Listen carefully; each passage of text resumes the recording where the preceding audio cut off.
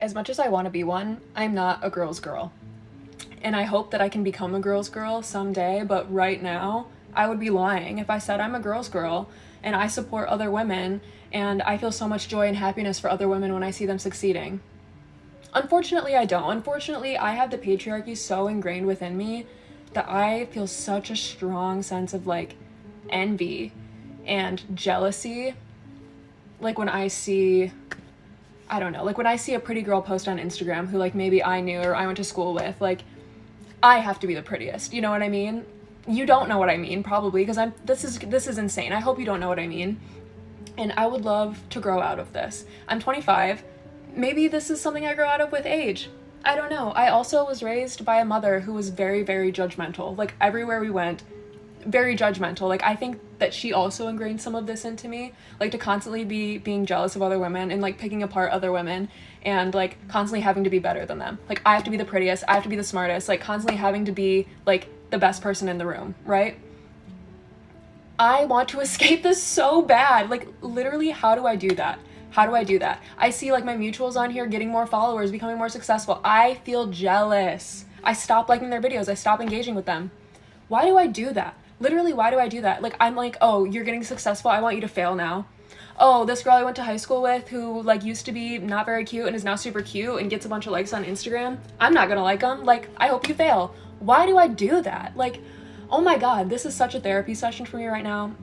And I feel like I'm really taking one for the team. So don't, like, I hate this about myself. Genuinely, I hate this about myself. I don't know how to fix it. And before you even say it, I don't have a lot of female friendships. Duh. Like, I literally have one, two, I have a few, and they're mostly like long distance female friendships. They're not people I talk to every day. And it's always been like that. I've never really had like super close female friendships. And I'm kind of like connecting the dots as I'm doing this just like inner work on myself and just as I'm growing up, as my frontal lobe developed, like I'm just trying to reflect. And I think these two things are related. Like the fact that I have a hard time like supporting other women and the fact that I like have never really had strong female friendships. I think not only do I think that both of these things are connected, but there's a very specific order that I personally feel like these things need to be addressed in. As it stands right now, she's not a safe person to be friends with. People like her are not safe people to be friends with. Now, she is closer to being on the road to recovery because she recognizes that she is not a safe person to be friends with. She does not see women as deserving of good things. Other women, which also to a degree means that she feels that way about herself. She has mentioned different ways that she will subtly sabotage other women when she feels like there's things that they have that she does not have. Once again, no heat, no judgment, because it sounds like she wants to be on the road to recovery. And who this video is for other people that have the self-awareness enough to be like, I'm not a girl's girl. I do not support women and want to be on the road to recovery. What do I personally feel like she should start doing in order to continue on this road to recovery? I personally feel as though she should start by practicing being a safe mutual online, a safe follower online, somebody who supports women. She doesn't have to put herself immediately out there, but you see somebody doing well online. You see somebody make a video that doesn't have a lot of likes on it, but you see that it's a good video. You could admit it's a good video. Like it, share it, comment on it, cheer them on. Do that until you start to mean it. Do that until you start to mean it. And then once you start to mean it and you don't have to force yourself to cheer another woman virtually, start doing it more in public. Start doing it more out and about. You see somebody with a nice dress, with nice shoes. You see somebody with a cool t-shirt. You see somebody like whatever it is on the outside. Practice doing that little by little until it feels natural. And then once it starts feeling natural, continue to do it until you enjoy doing it. Until you get some sort of elation, you feel uplifted when another woman is uplifted. And then I feel like you can then reach out and start learning the basics of how to build actual friendships with women. And yes, that would start with, having those like quick compliments, quick conversations. Oh, you're doing this really cool thing. I met, whatever that is. You start doing that. You keep building on it. And as time goes on, you will be challenged in new ways to cheer for people intimately.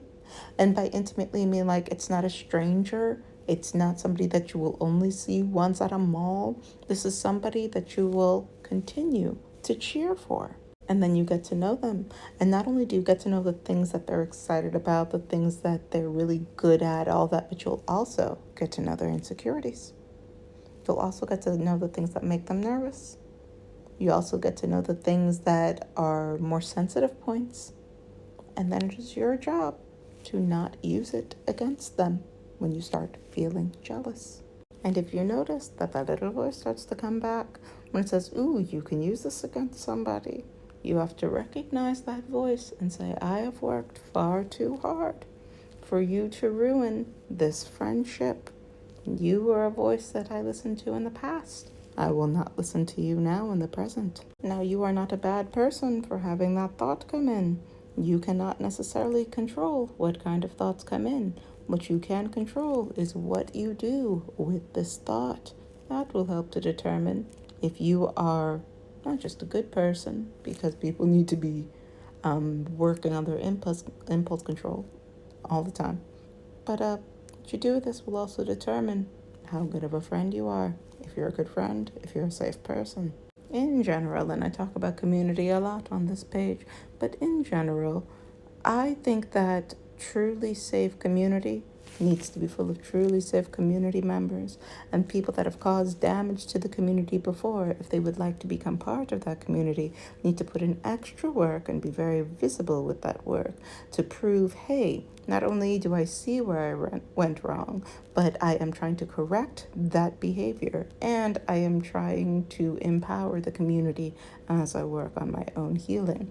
Now, to do that when you are already inside of the marginalized group. So, for example, if you are a woman who hates women, you are now going to have to prove to women that you are a safe woman to be around. I believe that this concept is true for all marginalized groups.